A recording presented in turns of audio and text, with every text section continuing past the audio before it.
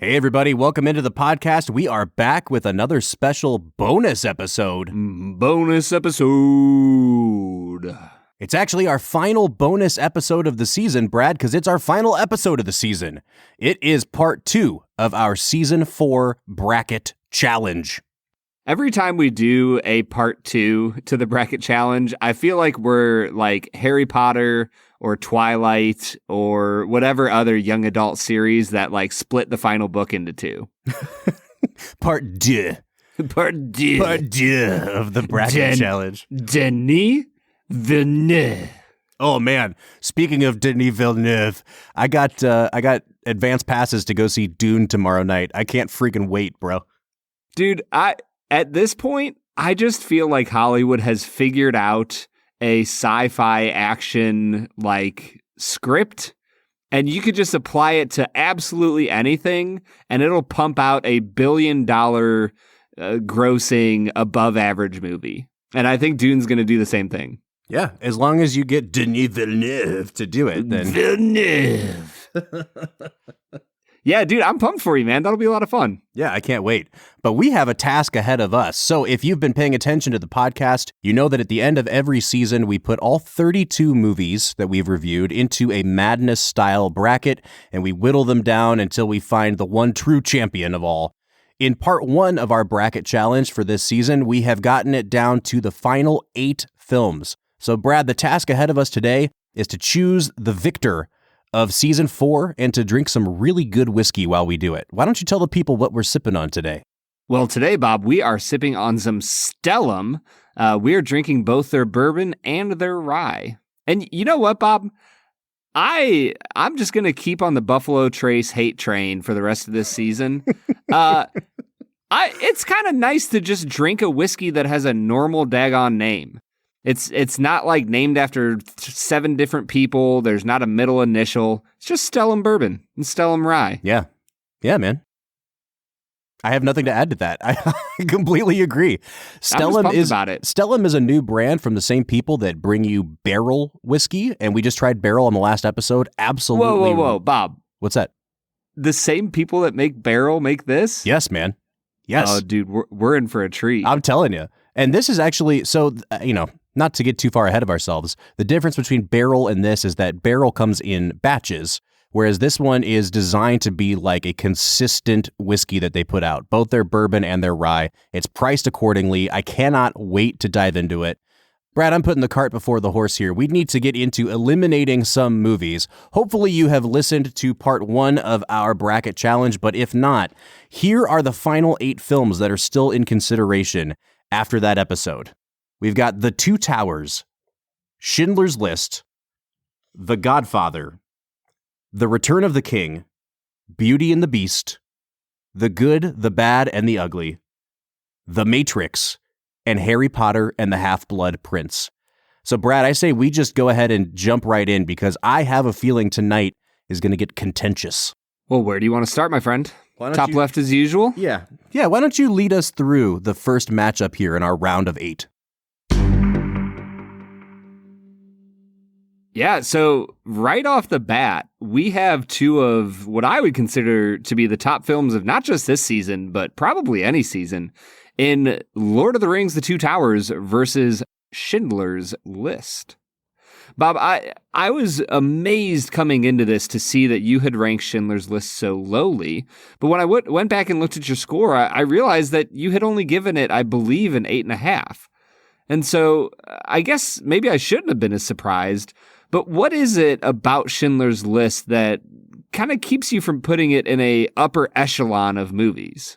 Well, so I did give it a 9.5 out of 10, actually. Wait, really? Yeah, I did. But, I think I talked about this a lot on the episode. I think it's mostly just that at this point, we've done a lot of Spielberg movies. And I think this is a really important movie in Spielberg's catalog, but it falls into that kind of prestige-y Oscar picture category. If you're going to break his movies down into popcorn movies and prestige movies. This one is, I think, the most important. It's definitely the heaviest. It's material that you don't see Spielberg getting into a lot. But at the end of the day, I think that from a directorial standpoint, he's done better. Like, I think what he does in Saving Private Ryan is better filmmaking than what he does in Schindler's List. And I still think Schindler's List is a great movie. I still think, and I said this in the last episode, it's a movie everyone should see. I just don't know if it's even in my top 4, maybe 5 Spielberg movies ever. And that's not to say that it's a bad movie. He's Steven Spielberg. He's made so many great ones that it really comes down to personal preference. And so on this particular matchup, The Two Towers is a movie that just speaks to me. And we've talked about how we have those chills that run up our spine at the end of The Two Towers. I moved The Two Towers on over Schindler's List here, Brad. Yeah, I did too, Bob. For me, The Two Towers is a powerhouse here. Holy Ghost is moving every which way throughout that movie, and I'm on board for the ride. Me and Gandalf and Éomer are going to charge the Uruk-hai. It's exciting. I really want to know what people who haven't seen Lord of the Rings but listen to our podcast think of all these words you use. It must just sound like completely random syllables you're using. Yeah, 100%. Dude, I went deep down the rabbit hole the other day, and I was watching old videos of Tolkien being interviewed while he was creating Elvish words. It's an obsession, my friend. All right. It's a lifelong dedication, I should say. So with that, we do bid farewell to Schindler's List, but we move down into the lower left quadrant here where we have another powerhouse matchup. The number 4 overall seed, The Godfather, up against the number 5 overall seed, The Return of the King. Now, Brad, call it whatever you want. Maybe just proximity. Maybe it's the fact that I didn't want to have a Final Four with both Lord of the Rings movies we did this season. I think it's honestly just that I believe The Godfather to be a better film than Return of the King. And I know that you're probably going to choose Return of the King because you don't think The Godfather is a perfect film, and there's nothing wrong with that. You still gave it either a 9 or a 9.5 out of 10, I believe. But we did a pretty good job, I think, of pointing out why we believe Return of the King to be the weakest of the 3 Lord of the Rings movies. And so for me, this was actually a pretty easy one to put The Godfather on over Return of the King, especially since the actual representative from this quadrant on my bracket was Meet Me in St. Louis, which has, been dead and gone for a couple weeks now. So The Godfather in my rebracket moves on pretty easily here. The rebracketing. Bob, this is probably the hardest of the Elite 8 matchups for me. I genuinely love The Godfather. I think it just has... I don't know. It has these qualities to the movie that the movie is clever and sly, and it tricks you into certain places of rooting for the wrong people. I think that it's a beautiful movie, and I really love the way you see the Corleone family move through, a dark period in their family history. And so I love The Godfather, but for me, it really does come back to the fact that The Lord of the Rings is my favorite franchise of all time. Mm-hmm. Even with The Return of the King being the weakest of the 3, I still gave all 3 movies a 10 out of 10. Yeah. So for me, I think that the only movie that can really dethrone it is probably The Two Towers. So... well, for me, it's Return of the King. It sounds like we might get that matchup here in the next round. Brad, before we flip the coin of destiny, as we are wont to do on this episode, let me ask you this. We kind of talk about this every season because it seems like we always get to a point where we are parsing out and nitpicking what is the criteria when there's a hard matchup between movies.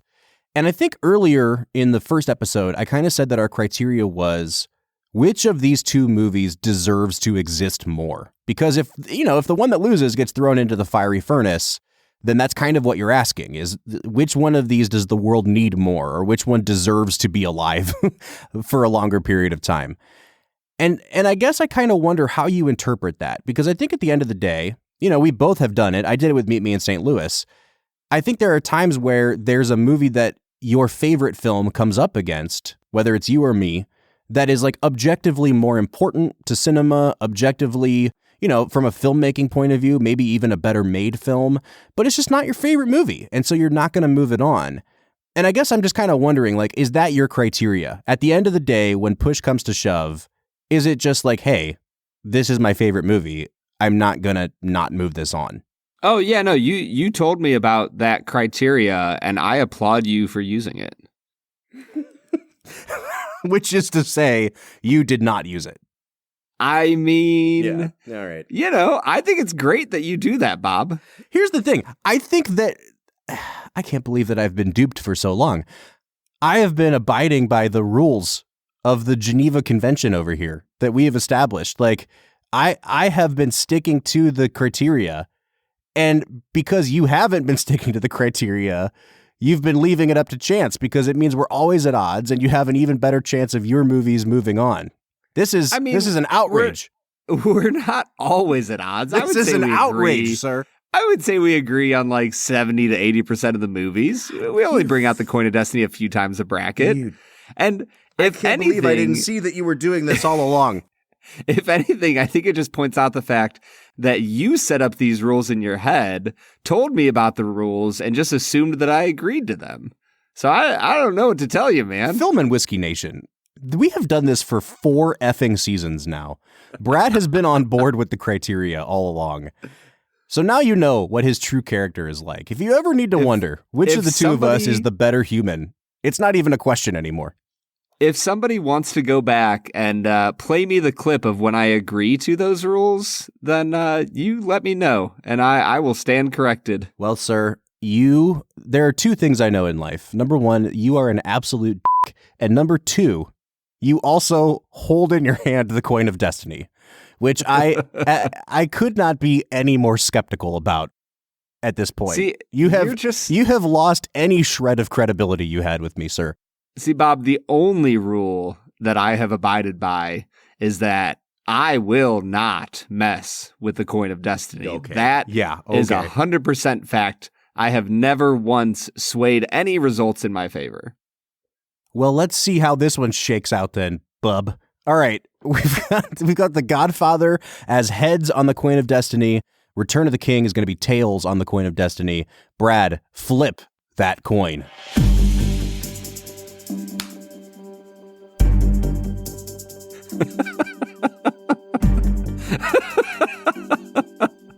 The Return of the King is moving on. Yeah, okay. Of course it is. Bob, I'm not even like in the slightest worried about your thoughts about me. I know that I'm following the Coin of Destiny, and I know that Destiny is just more often on my side. So, boy, that's the truth. All right. Well, listen, man, I think we need to take a break and let's try this Stellum bourbon. What do you say? Let's get to it.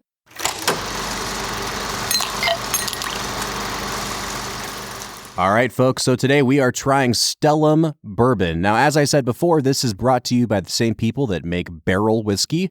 This is a new brand that they've launched, and what they're really going for here is kind of a consistent palate all the time. Barrel is, really prides itself on having batches, and you kind of have to collect them all, like the Pokemon of whiskey. This one is going to just be, we're going to bottle this at barrel proof. It's going to be sourced and blended whiskey, but it's going to be something that we can consistently put out. It's not limited to just a certain number of barrels. So what we have here today is a cask strength, about 115 proof bourbon. It's a blend of 3 MGP mash bills, Kentucky bourbon, and Tennessee bourbon. So it basically ranges from about 5 to 6 years in age, but if you're really wanting to parse it out, the youngest thing in here is about 4 years old. The oldest whiskey in this blend is about 16 years old. It's an MSRP of $55, so it's really not that expensive, especially compared to some of the barrel products we had last week. Brad, you've tried these. I have not yet, so I'm going to be sipping live. What are your impressions of this Stellum bourbon? I mean, if I just had to give a quick overall impression of the bourbon and the rye, it would be this: go buy it before it blows up. Bob, these are 2 of the hands down best values I have ever seen in the $50 to $60 range. I think these whiskeys are just stellar. When I get into the bourbon, sorry, go ahead. Stellar. See what I did there? Hey. I'm glad you got onto that, Bob. I'm proud of you for overlooking, the disappointment and distrust from the first half of this episode. Oh, that's still there. It's still there. Don't worry. worry. Okay. Okay. Well, as I get into the nose of this Stellar Stellum bourbon, for me, it just has these impressive classic bourbon notes. There's caramel, there's oak, there's vanilla. For me, though, there's a little bit of apple and honey that kind of round things out that I just absolutely love. I would give it a 9 out of 10, Bob. Yeah, for me, this definitely stays on the spicier end of things. It's a lot of oak and kind of floral on the nose. I really like that. It's got a really kind of it's very meaty. I don't know if that makes sense to you, Brad, but it's almost got like a salted meat thing going on, which is something I don't normally get on bourbon. I normally get that on like Scotch. I really like it though. It's got a really full body to it. So like on the nose, I'd probably give it, a 7.5 to an 8. On the flavor, the palate, I'd give this like an 8.5. Again, really spicy, really oak forward for me. And I don't want to call it aggressive, but it's just like a big burly kind of bourbon. And I like that a lot. Are you drinking the rye? Nope. Drinking the bourbon. Bro, I got marshmallow and vanilla and frosted cream and sugar and spice and everything nice. Like for me, this is a 9.5 out of 10. One of the best bourbons I've ever had. Wow. That is superlatives here from Brad G. Yeah, this is some spectacular stuff. The finish is the only place I'm going to come below a 9. For me, it's an 8.5. There's a nice soft Kentucky hug that kind of belies the high proof point. Mm-hmm. It lingers for a while. This is where it gets oaky and spicy. Yep. For me, it's a little bit of black pepper. I really like the finish a lot. And it's incredibly well balanced. Yeah. So I'm with you, man. I think it's really well balanced. I think it's just more for people who prefer a very oaky kind of palate. So like, on the finish, again, you're right. It turns really oaky. It tips just slightly into being a little bit bitter or souring on the end. But overall, again, like if you are a fan of oakier bourbons, and Brad, you're going to kill me when I say this, but like if you like the Buffalo Trace kind of mash bills, like if you're an Eagle Rare guy, I think you really, really like this bourbon at cask strength. And especially at $55, you can't really do much better than this on value for a cask strength bourbon like this. Yeah, for me, it's a 10 out of 10 on value. For my total, Bob, I came to a 46 out of 50. Wow. Well, Brad, I'll say this. I have not actually assigned numbers to my notes, but we're going to go with your score because it sounds that much better. This is a fantastic whiskey, and if you like an oaky bourbon, you need to run out and find some Stellum bourbon. But Brad, while we've hit pause from our bracket, we have to give out some of our end-of-season awards. Now, while the Oscars do their thing, I think what everyone in the world recognizes at this point is that the Film and Whiskey Awards are truly the ones that matter. Am I right? Yeah. The Filmies are a time-honored tradition in the cinematic world that really, everybody is waiting on tenterhooks to know what's going to happen here today, Bob. Dude, do you want to know the honest truth? What? Every single year we finish the season and you start talking about the Filmies and I go, oh crap, I forgot about this. That's actually why I do it like this. I do it so that you forget. Because I was going to tell you, like, hey, please prepare your awards. And I was like, no, it's so much better when you're on the spot and you're like, oh, shit. Like, I'm ready, man. All right. So our first award is the most underrated. Now, these are the awards we give out based solely on the scores we assign to movies. And the fun part here is that I make Brad guess which movie did we assign a much higher score to than the people based on the IMDb score of the film. So, Brad, what would you think among the movies from this season is the one that would be the most underrated? Man, that is tough. I'm going to guess Beauty and the Beast. It is Beauty and the Beast. Hey, nailed it, man. IMDb gave that movie an 8, and we gave it a 10 out of 10 for a full 20% difference in scores. Yeah, honestly, on IMDb, an 8's not bad. That like anytime you hit 8.0 or higher, I think you're hitting a upper echelon movie on IMDb. That's a little bit disappointing to me, Bob. More people need to love Beauty and the Beast. It's a perfect movie, Brad. It really, really is. And it's still in our bracket, and I really think it's going to do some damage. We'll see what happens here in a couple minutes. But Right now, we have to give out the inverse of that award, the most overrated film, the movie that has a much higher score on IMDb than you or I assigned to it. Brad, what are you thinking? Honestly, I'm thinking it is the round one matchup with Beauty and the Beast. Is it Apocalypse Now? It is Apocalypse Now, Brad. We gave that movie a 7, and it has an 8.4 on IMDb. It is pretty high up there in the top 250. And I will say, like, not my favorite film, but I'm pretty sure I still gave it either like an 8.5 or a 9. The reason the score is so low is because Brad, not a huge fan of Apocalypse Now. Hey, man, I think last episode we talked about All About Eve being the lowest score. I looked it up. I gave Apocalypse Now a 5.5. Yikes. So that was my lowest score of the season. So I'll take it, man. I was and still am not a fan of Apocalypse Now. Well, that takes us to our third award for the moment, which is the most divisive movie. This is the movie that Brad and I had the biggest point spread on. Brad, I'm actually going to just go ahead and spoil it. There are 3 movies that we had an equal dividedness on this season. Can you guess them all? Man, if I guess all 3, will you admit that I have never tampered with a coin of destiny? Absolutely not. But go ahead. Okay. Almost Famous? No.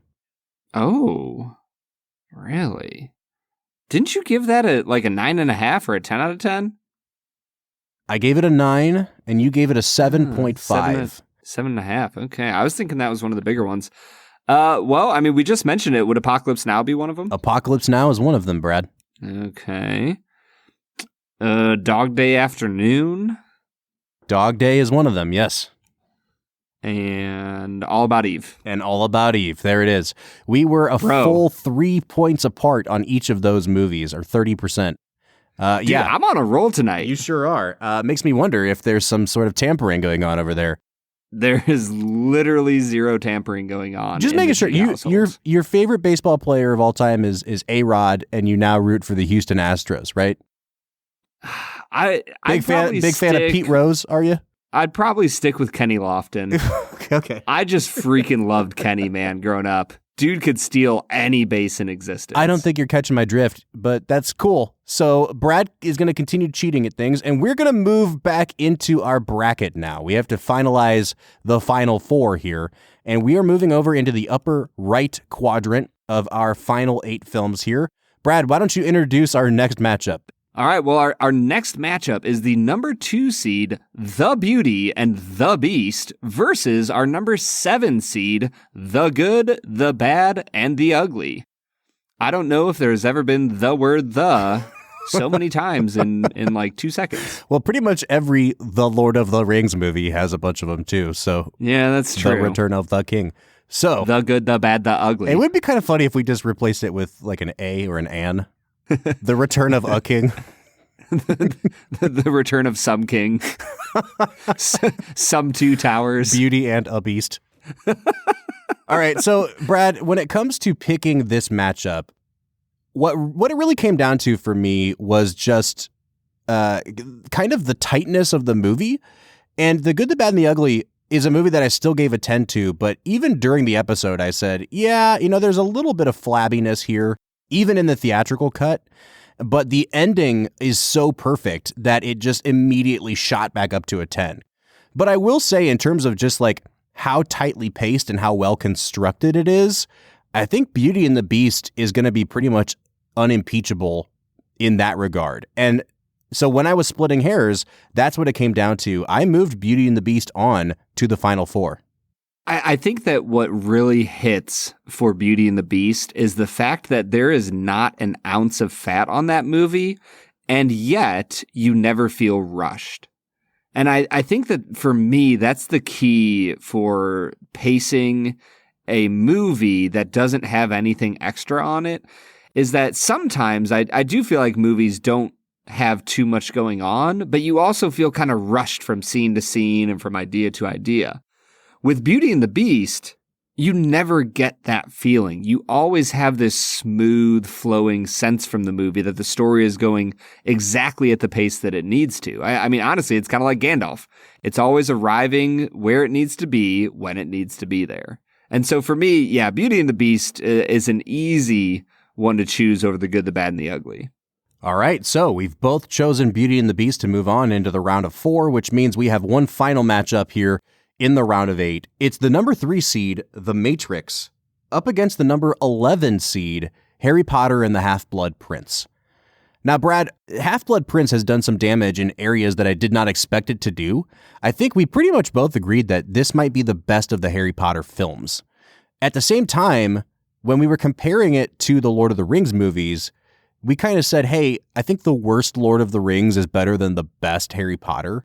So even though Half-Blood Prince is a really well-constructed movie, I think it's very much like, I don't know, how would you say it? It has a ceiling, and I think it's kind of hit its ceiling here. When you put it up against The Matrix, I didn't even choose it to make it past The Apartment, but I would be absolutely shocked if you picked it to move on here over The Matrix. Yeah, I'm right there with you, Bob. I mean, the beauty of March Madness are Cinderella stories that make it way beyond their ceiling, right? Like, most of the time, a 16 seed in the March Madness bracket, their ceiling is the fact that they made it there. So any win is going to be the most talked about thing for the year, right? I think that the Half-Blood Prince has beaten a team that maybe it shouldn't have, but in the end, I think The Half-Blood Prince is a phenomenal movie, especially when you consider how few great movies there are out there for young adults about friendship and relationships. I think it just really stands out among its peers. But when you compare it to what might be the greatest sci-fi movie of all time in The Matrix, for me, The Matrix is a juggernaut. I personally think that The Matrix could have won multiple of our other seasons. I don't know what we're going to do here in the Final Four, Bob. So it sounds like The Matrix is making it into the Final Four, though. I mean, I would say so. Yeah, I would too. What say you? What say I? I say we have our Final Four solidified here, Brad. And half of it is Lord of the Rings. So, folks, if you don't like Lord of the Rings, just take comfort in knowing that one of them will soon be gone. We have the Two Towers and the Return of the King facing off on the left side of the bracket, and we have Beauty and the Beast and the Matrix facing off on the right side of the bracket. Brad, let's press pause here. We have one more whiskey to drink, and we have some more awards to give out. What do you say? Let's drink some rye.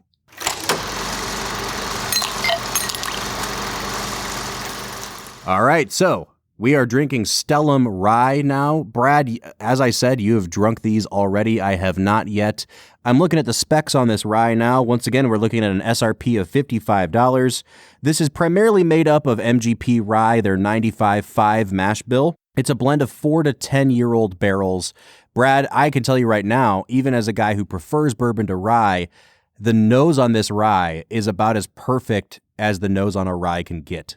Robert, I love Stellum. I love Barrel. I love what they're doing over there. I think that this one has all sorts of crazy stuff going on. There's cherry, there's apple, there's honey, there's black pepper, there's dark chocolate. Everything you could want out of a rye, you get it here in spades and then some extra. I think this is just a spectacular nose, Robert. Yeah, this one, I mean, it has some of the more sweet vanilla caramel notes that bourbon didn't have as much of for me, which is really surprising. And I know that, Brad, you said you got a lot of that sweet stuff on the nose, but this one, it has classic rye grain for me, but then it's just like a really well-rounded, like almost like a frosting, vanilla frosting kind of thing going on for me. When I take a sip, I will say the rye grain is like much more prominent than it was on the nose. Like it's an almost like a dill kind of sour rye on the palate for me. I don't know if it was like that for you, Brad, on the palate, but this one wasn't as sweet for me as the nose kind of promised it to be. I don't know. For me, I felt like this was a very fruity palate, but not in a necessarily sweet kind of way. You know, I got bits of soft notes of cherry and apple. There's a little bit of that pepper coming through. For me, it was a really well-balanced palate. Nothing really stood out in a harsh way. I just really liked it a lot. It's an inordinately pleasant rye to drink. You know, one thing I will say about both of these Stellums is that neither one of them drinks as hot as their proof would indicate. This one actually clocks in at 116 proof, so it's even higher proof than the bourbon was, even just by a little bit. But Brad, if you had just plunked this in front of me and said, drink this, I would have thought this was like, 99 to 105 proof, maybe. Like there's nothing on this that would make me think it's this high proof. Yeah, I mean, especially when you get into the finish, like once again, it's just got this really nice, soft Kentucky hug. There is some really nice, like heavy rye notes for me that finally come through on the finish.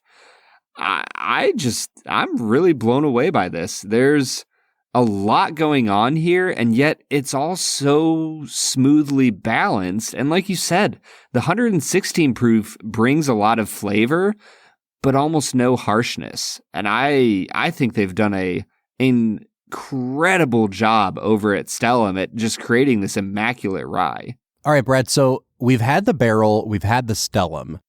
I will say that I think that I preferred pretty much all three of the barrel offerings that we had to both of these Stellums, and that's not to say anything negative about Stellum, because I think what Stellum has going for it is A, the consistency, and B, it's $55 as opposed to $90. But help me understand where you're at with this. Which ones would you say you prefer overall? And then also kind of like what's the positive for each of these two brands that we've tried? Man, I think that the barrel is the slightly more unique experience. But if I'm being honest, they still just have a lot of really classic bourbon rye notes that come through for each of those. Bob, honestly, if there is a knock on Barrel or Stellum, and I wouldn't even consider this a knock, it's that I think that the Stellum and the Barrel, as they are separate branded products, I do think that they taste pretty similar. Like you definitely get the sense that you are drinking from the same company. You know what I mean? Like you talk about how Henry McKenna, doesn't matter which one you're drinking, you always get peanut butter. You always talk about the Willet Funk. Like there's certain companies that just have a similar profile to everything that they do. And I think that Barrel Bourbon as a company, kind of has that between their Barrel and their Stellum products. For me, though, I just freaking love it, man. I am on board for anything that they're doing. All right, before we jump back into the bracket, we have two more awards to give out, and these are solely based on Brad's opinion, which, as we all know, is perfect and can never be called into question. So, Brad, the first award that I want you to give out for season 4 is the most unexpected. And I mean that in a good way. So when we talk about Brad's most unexpected, it's a movie that maybe you'd never heard of it before and it really took you by surprise. Maybe it was a movie that you were kind of dreading going into. You thought it was going to be very boring and it ended up being super entertaining. So when I say those words to you, most unexpected, what movie immediately jumps to your mind? Man, I'm like looking through this list. I think that most unexpected, I would have to split the award. Oh, man. There's like too many. I think that the top two that were most unexpected for me would be Fargo and Network. And honestly, very closely behind that would be The Sting. Oh, nice. Yeah, those three for me, I didn't know almost anything about. In the case of Network, I literally had zero clue that it even existed as a movie. Honestly, The Sting probably was there too. I don't think I even knew it was a movie. So those two I had never heard of. Fargo I had heard of many times, didn't know much about it other than it. I think I knew that it was like a crime drama. So for me, those three movies just hit me like, I don't know, like Tommy Boy when he gets hit in the face and he's asking Richard if he has a mark on his face. Like, that's kind of how I feel right now. All right, so 3-way tie here for most unexpected. On the flip side, Brad, we have biggest letdown. Now, once again, this doesn't necessarily have to be like a movie you were hyped for that let you down. It could be a movie that you thought would suck, and then it absolutely did suck, and it fulfilled exactly what you thought it would and was a letdown. But regardless of how you interpret that, when you're looking at this list of movies, what's the biggest letdown of season 4? Man, I have to go back and add a fourth. Silence of the Lambs. For all the reasons we've already said. For most unexpected? For most unexpected, yeah. Let's just list all 32 movies, Yeah, we'll do it, man. I think for me, the biggest letdown, it's got to be Reservoir Dogs. Like, there's some other ones on here that I was kind of pumped for, but Reservoir Dogs, I was like, I don't know. I've always been kind of iffy on Tarantino. I kind of had a bad experience with Pulp Fiction the first time I watched it. And so ever since then, I've just gotten higher and higher on Tarantino. I love all of his movies. I've come to love Pulp Fiction. So coming into Reservoir Dogs, I was so jazzed to see, like, this is the origin story. This is the beginnings of who we know Quentin Tarantino to be. And I was just a little bit disappointed. So maybe I amped it up on my own too much, but yeah. It's just not quite as much for me. All right. Quentin Tarantino, you can come collect your biggest letdown award at Brad's house. He's got it there waiting for you. Come and get it. There it is. Brad, we have 4 movies to get through and eliminate 3 of them from existence. What do you say we get back into our bracket? Cue Howard Shore. Yeah. So here it is. We have The Lord of the Rings versus The Lord of the Rings, Two Towers versus Return of the King. The Two Towers is something that we have been saying for years now is the best of the 3. And Return of the King is one that I'm pretty sure you have always contended was the worst of the 3. And I have come around on in thinking that it's the worst of the 3. Still a great movie. I think I gave it a 9.5. You gave it a 10. But it does not compare to Two Towers. And I was thinking about that today. I think that when you do the second chapter in a trilogy, or just like, the part 1 to a part 2 correctly, when you end it on a good cliffhanger, when you build suspense and intrigue, the cliffhanger is somehow more intriguing and more rewarding than the payoff, than the catharsis. Like, I was just thinking about this today with The Avengers. Like, I know I've talked about it on this podcast before. I don't think Endgame is a very good movie. I think Endgame was just like, it was all fan service and it had some nice moments and there were some cool shots in the movie. But it didn't hold a candle to Infinity War and the absolute crushing blow that movie ended on. It was so effective. It was so well done.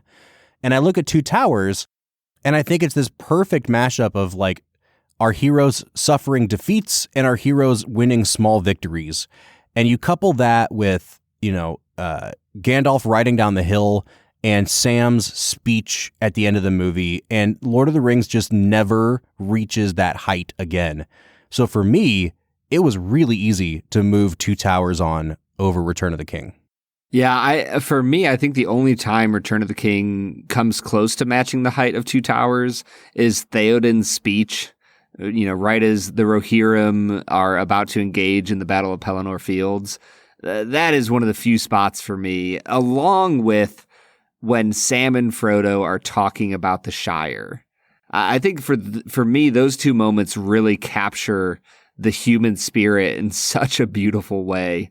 But I think that you're right, Bob. I think that cliffhangers at the end of at the end of the second movie of a trilogy, I think that what they do better than anything else is they grab onto that human idea of adventure, of overcoming obstacles, of staring adversity in the face and winning, that we are more intrigued by the opportunity to defeat evil than we almost are by the aftermath of evil having been defeated. Does that make sense? Absolutely. And so for me, I think that's why oftentimes you get that sense of accomplishment and that sense of awe when it comes to second movies and trilogies. All right. So what I'm hearing here is that we have our first entry into the championship round, and that is The Lord of the Rings, The Two Towers.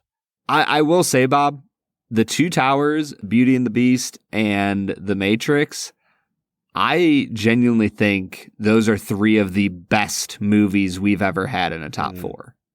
Yeah, I will say, when it comes to this second matchup, and we might as well introduce it now, it's Beauty and the Beast and The Matrix. This was another easier one for me. And I love The Matrix, and we talked about it on the episode. It is pretty much perfectly constructed. But I think it kind of suffers unfairly, maybe, compared to Beauty and the Beast, in that because it's not animated and because there's real people doing real things in this movie, you can nitpick the performances a little more than you can with an animated movie. And, like, I think Keanu Reeves is pretty great as Neo, but as much as I love Keanu Reeves, like, he's a pretty limited actor. You know what I mean? So, like, there are more things I can nitpick in The Matrix than I can in Beauty and the Beast. And so for me, again, it was actually pretty easy to get to my final two here and to put Beauty and the Beast into the championship. Yeah, I mean, Beauty and the Beast, as an animated film, we've said it all. It is perfect.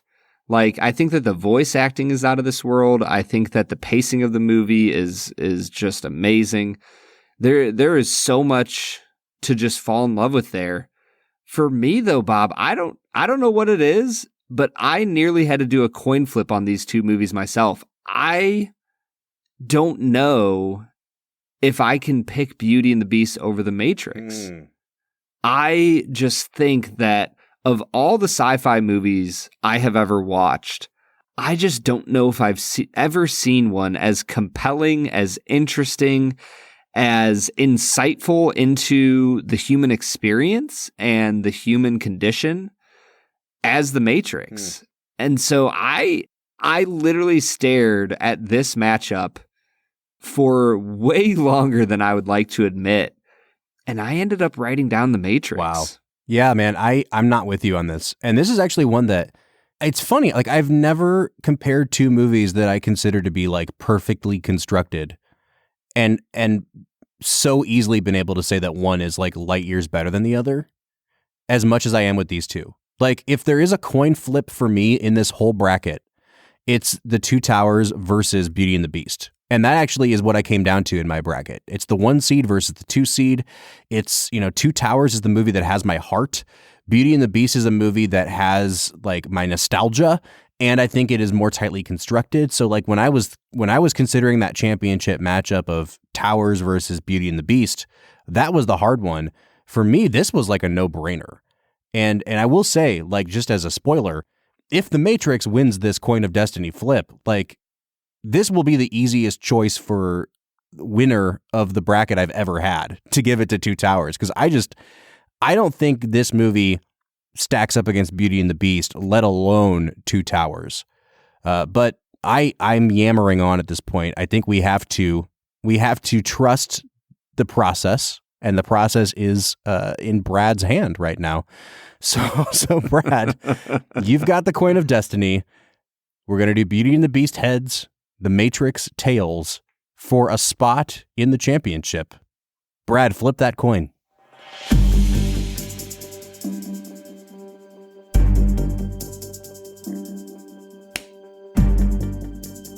Bob? Yep. There is a movie that's going to move on to the next round. Do you know what that movie is? No, I don't. That's why you have the Coin of Destiny. Oh, shoot. Oh, yeah. It's Beauty and the Beast. Hey! I finally win one. Right when it matters. Bob, the Coin of Destiny has never been wrong, and here it has brought us to Beauty and the Beast. Honestly, Bob, this isn't one that upsets me at all. I adore Beauty and the Beast. It's a movie that I just can't get over how every single time I watch it, I just fall more and more in love with it. Yeah. And I don't know how that can keep happening, but it's a movie that I think belongs in the final two. I will say that in a weird sense, like, I'm really happy Beauty and the Beast won just because I think it's that much better than The Matrix, but it sets up a much more difficult championship than it would have been if, like, I don't want to see either of these final two movies get knocked out. Whereas if The Matrix had made it, I'd have been like, oh yeah, all right, I'm fine with that. Yeah, well, we'll see where the winds take us in this next next part there, Bob. Take us. All right, man, we're going to hit pause just for one brief moment because, as we do every season, we want to remind Film and Whiskey of the best of the latter part of our name. We are the Film and Whiskey podcast.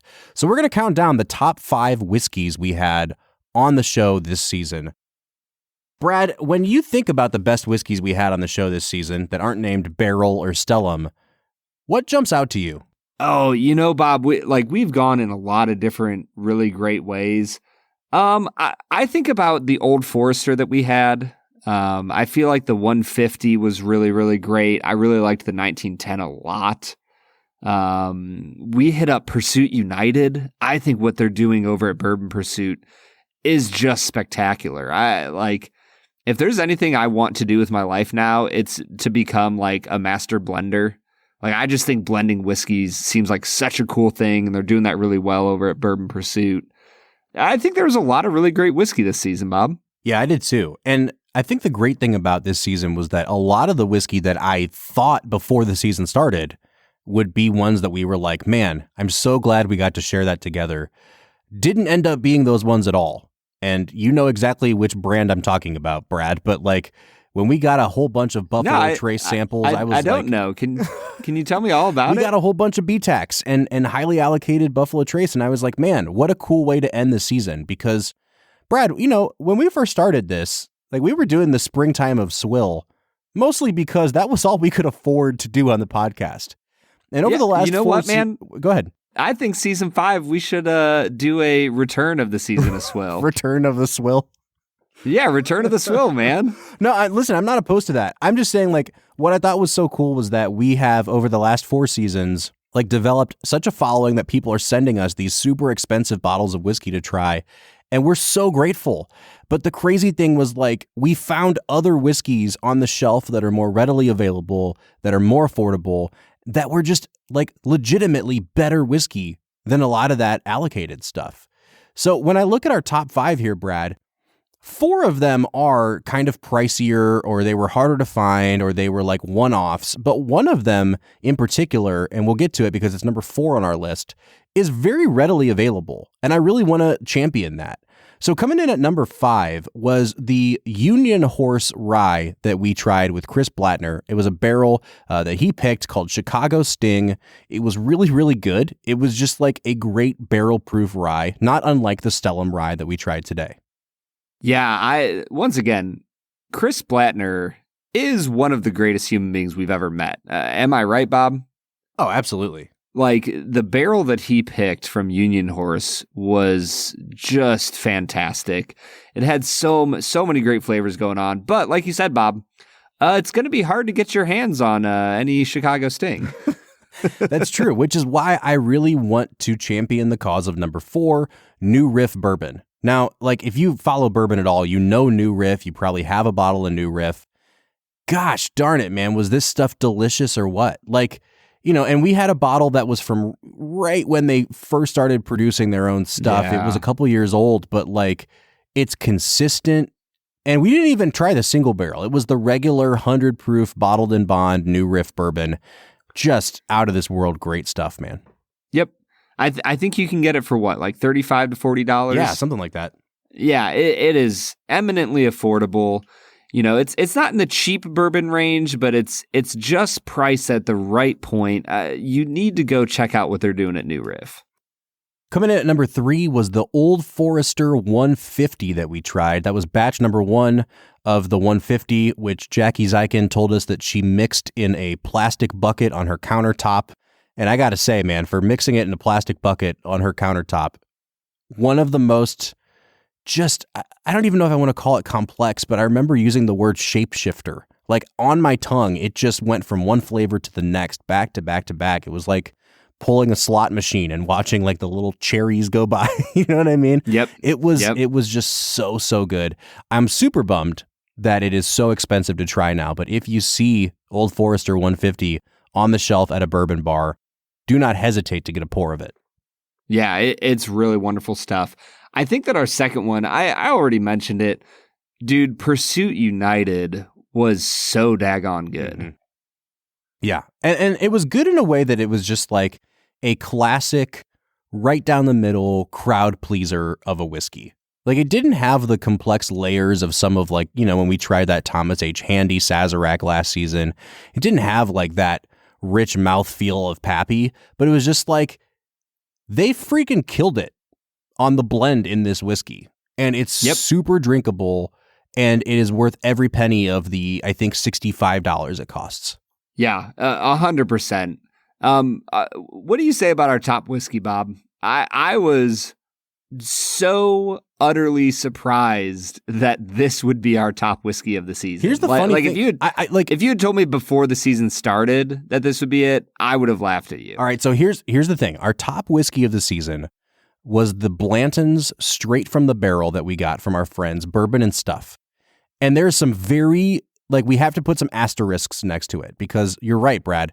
Our opinion of Blanton's was very up and down. Regular Blanton's we hated. Blanton's Gold we loved. And so this one we were really shaky on. It was incredible. But the thing is, it was also one that was dumped in 2002. So it's been out of the barrel for 20 years.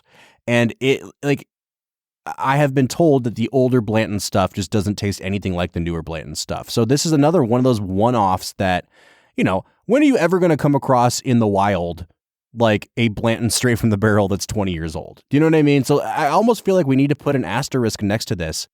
But Brad, this was possibly the best whiskey I've ever had on this podcast. And there's maybe only one or two that are even in the league of this one for me. Honestly, Bob, I remember liking this whiskey, but if you had a gun to my head, I couldn't give you a single note. Yeah, what's really funny about that is I've kept this one in mind all season, and I hear you come back to some of these whiskeys sometimes, and you never came back to this one, and I was just shocked because when we drank it, you were like, "This is life-changing." You gave it a 45 out of 50. We were both over, it was over the 90 mark for us. I think only the second or third whiskey ever to do that for us. And it seemed like by, 2 weeks after the time we had drank it, you had just completely forgotten that we had drank it. So it clearly didn't make as much of a lasting impression on you. But in the moment, man, I'm telling you, we both loved this thing. Yeah, I genuinely don't know why, if it was just because it was so much earlier in the season. Like what movie did we pair with it? I don't know. I have it numbered on here as number 21. So it came in the after the 2/3 mark of the season here. Oh man, we actually reviewed it with Harry Potter and the Order of the Phoenix. Okay. So you paired it with probably the best movie of the season, our number 32 seed. Dude, how crazy is that? The best whiskey with the worst movie. Yeah. That's crazy. You did it, Bob. I finally arrived. You have balanced the world. Oh my gosh. Your karma is in sync. All right, man, we have dilly-dallied long enough here, Brad. We have a championship to get to. We're looking at the Two Towers, the number 1 overall seed, up against Beauty and the Beast, the number 2 overall seed.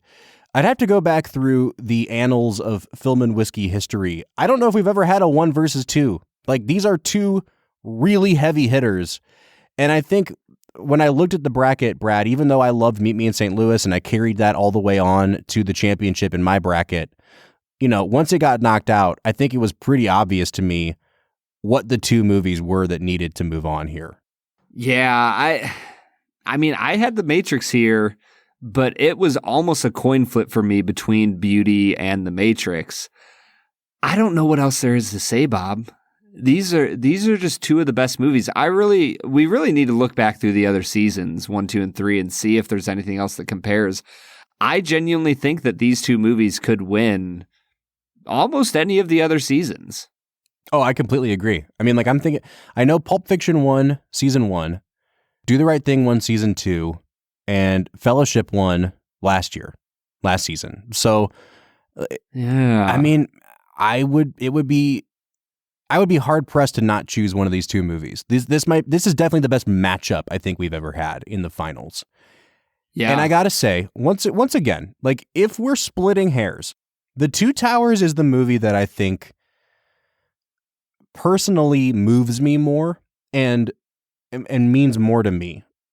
But I think Beauty and the Beast might be the more better made film. So if we're just talking about the filmmaking, Two Towers is 9.99 out of 10. Beauty and the Beast, I think, is a 10. And we talked about this a little bit on the episode, Brad, but The Two Towers does get a little bit fatty in the middle, like when they get attacked by the wargs or whatever, and Aragorn's floating down the river, his random visions of Arwen that kind of grind the movie to a halt. You forget all about it by the time the battle comes around, and the whole last hour of that movie is utter perfection. But once again, I think the kind of lean, mean nature of Beauty and the Beast really helps kind of carry. There's not an ounce of fat on that movie. There's nothing that I would change about it. There's nothing I would take out. There's nothing that needs to be added to it. It's just, it is the definition of a perfectly constructed movie. You know what the wild thing is, Bob? I'm sitting here just thinking to myself, I almost just want to pick Beauty and the Beast because I feel like anybody from outside our podcast that maybe just follows us on Instagram or something would see us arrive at Beauty and the Beast as our, winner and just be like, what the heck are those guys smoking? You know what I mean? Like, I feel like to the outside world, this would be the easiest choice ever, right? Like everybody would choose Two Towers. But I'm with you, dude. This is a difficult choice. Yeah. Beauty and the Beast is just a damn perfect movie. And I don't know, man. What are you picking? I'm picking Beauty and the Beast. And I'm picking Two Towers. Okay. I mean, are you doing that just so that we can get a coin flip? Or do you really think that like push comes to shove, you're picking Two Towers? I think for me, if you really take into account like which movie the cinematic world needs more, which one is more important to the history of film, like you gotta give it to Two Towers, man. Oh, I disagree. That's like my only criteria when I choose movies for this podcast. I think that if we seeded every animated movie ever made and we could only pick one to survive forever, I might pick Beauty and the Beast. And because of that, I think it might be the one cinema needs more. Now, again, we eliminated everything out of existence last season except for the Fellowship of the Ring. So maybe I also just feel better knowing that if the Two Towers gets knocked out, we still have Lord of the Rings represented somewhere. But I really think Beauty and the Beast is the winner for me. Man, I mean, I guess I would probably argue that if you had to bracket up every single fantasy movie in existence, E.T. would be at the very bottom of that list, and the Two Towers would be at the very top of that list. Oh, man, this is hard. Yeah, I guess we got to flip a coin, man. Two Towers is going to be heads. Beauty and the Beast is going to be tails. I worry. I don't worry. I mean, they're both great movies. I want Beauty and the Beast to win. We'll see what happens here. Brad wants Two Towers to win, and we're leaving it in the coin of destiny's hands. Brad, for the last time this season, flip that coin.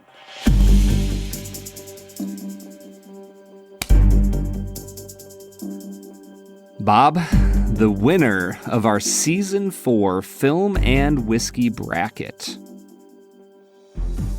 is The Lord of the Rings, The Two Towers.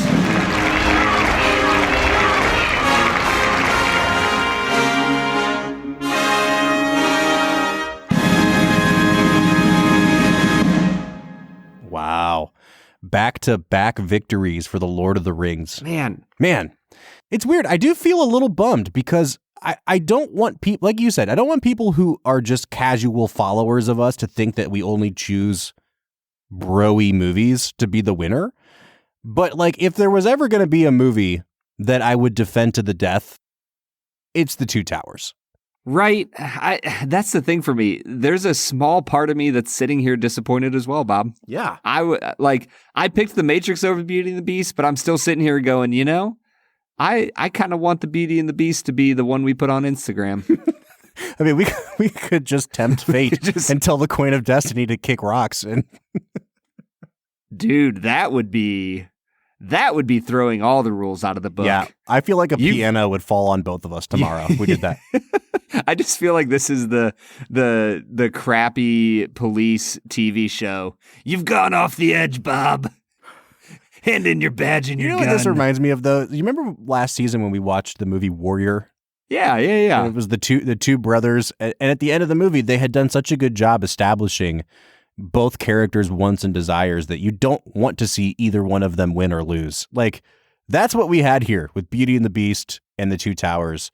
Brad, it has been just another fantastic season with you, man. I'm so happy that we are continuing on this journey that we call Film and Whiskey. I can't wait till season 5. We're trying something new. We are excited for you guys to come along on the ride with us. Brad, final thoughts on season 4 as we bid adieu. Man, we are coming up on having done this podcast for 3 stinking years, Bob. Like, this February will mark, our 3rd anniversary. I'm just thankful. I know at the start of the Return of the King episode, I was giving you crap about Leonard Maltin, wasn't it? Mm-hmm. You were 100% right, Bob. This journey has just been incredible. Like, we are so incredibly blessed to walk our way through these movies, not just with each other, but with our audiences. Mm-hmm. I think that one of the things I've really appreciated the most this season is our Discord. Yeah. Like, in the last 8 months or so, our Discord has blown up. And, I'll just let you guys in on a little secret. We don't make any money from you guys being on Discord.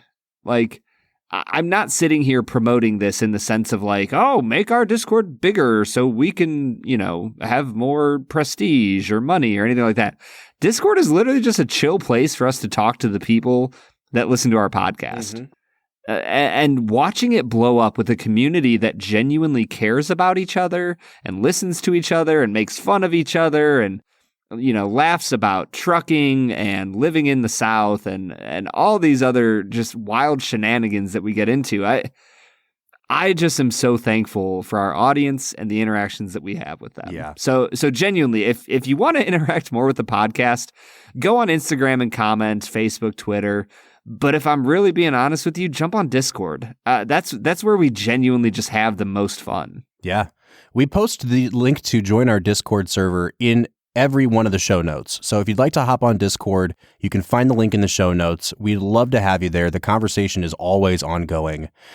That's it for season 4. We've got a couple episodes that are going to kind of fill in for the next couple Mondays until we launch season 5 on November 1st. But until then, oh man, this feels so good to say. Signing off for season 4.